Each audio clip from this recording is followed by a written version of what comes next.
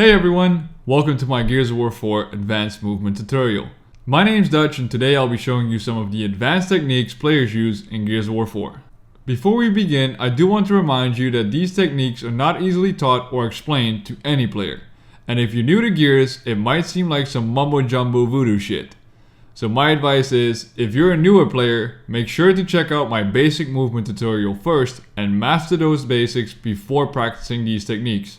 In the video, I'll share with you the important differences between playing with default and claw, as well as a little information about different controllers, control schemes, and PC controls. The techniques we'll talk about are stuttering, reversals, camera checking, transitions, and tackling. Keep in mind that these names are as unofficial as they get, so you can call them whatever you want. I just thought these fit the description of what you're actually using it for. Lastly, I want to emphasize that these techniques require a lot of training to do properly during actual gunfights. So you'd want to really push yourself to the maximum every time you practice to be very effective. Now let's begin. Like I mentioned in the intro, I'll start with explaining in short what the differences between holding the controller default and claw are, as well as some of the different control schemes and more. Default means you're using your right thumb to move the right thumbstick and press the A button to take cover, separately. Claw means you're using your right thumb to move the right thumbstick, but you also use your right index finger to use the cover button. The big difference is that you can take cover and look at the same time, as opposed to only being able to do one at a time. Now doing this at a slow pace is not a big deal, but you'll notice that the faster you have to play, the more of an advantage it is to do both at once. Introduced in Gears of War Ultimate Edition and Gears of War 4 is the tournament control scheme. What this does is swap the left bumper with the A button so that you can move, look, and take cover by holding the controller in the normal fashion. This effectively eliminates the claw method or the downsides of it, but I still believe using claw is more effective because the TACOM is also required to be pressed a lot while playing at a higher level. For the PC players among us, you don't have to worry about any different holding techniques because your cover button is already binded to a key that's easy to reach with your movement hand. If you have any questions about this, just drop a comment about it and I'll get back to you. Now let's move on to the techniques. The first technique is stuttering. Stuttering is like it sounds. You're briefly interrupting your current move to lure out or break into another move. It's super effective against players who are waiting or playing reactively because you're the one in control of when it happens. To do a stutter, simply pull the left stick back into the opposite direction of where you're heading.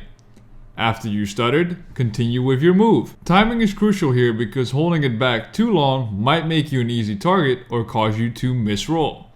It can be done at any point in a wall bounce or slide, but don't do it too much during a match because it will cause your enemy to see the pattern and no longer react to it.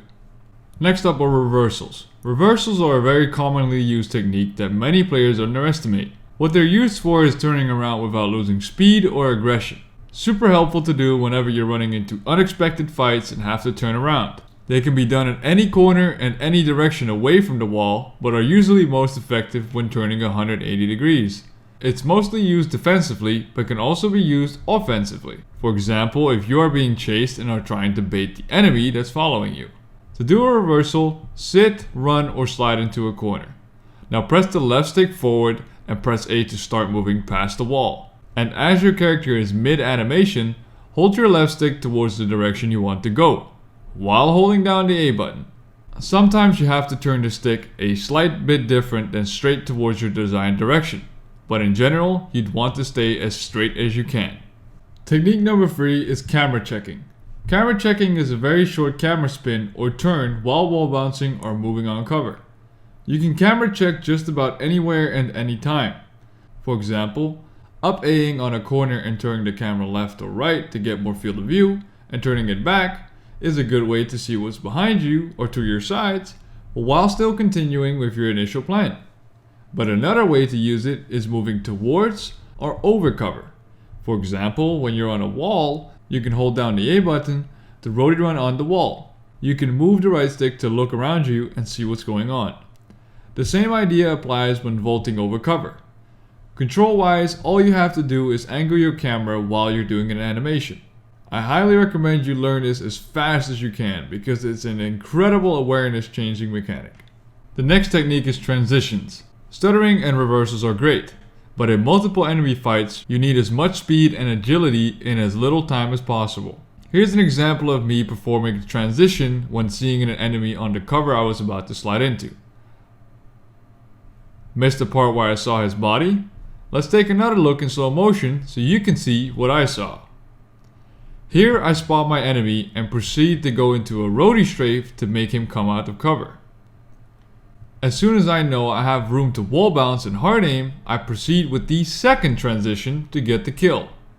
Now obviously this is a controlled environment and chances are it won't be this straightforward in multiplayer, but I'm sure you get the idea.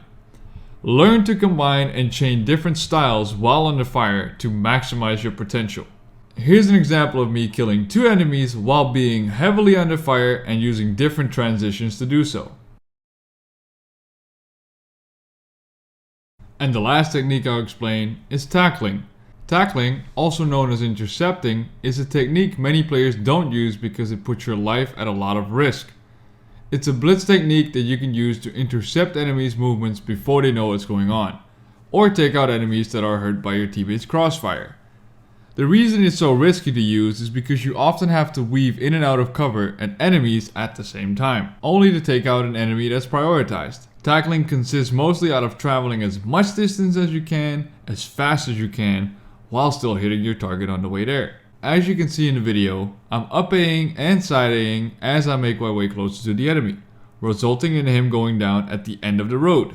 This is a result of properly knowing the cover mechanics and timing your shots at the right time. Only fire when you can actually hit the shot and move closer towards the target. Do not fire at every wall you hit.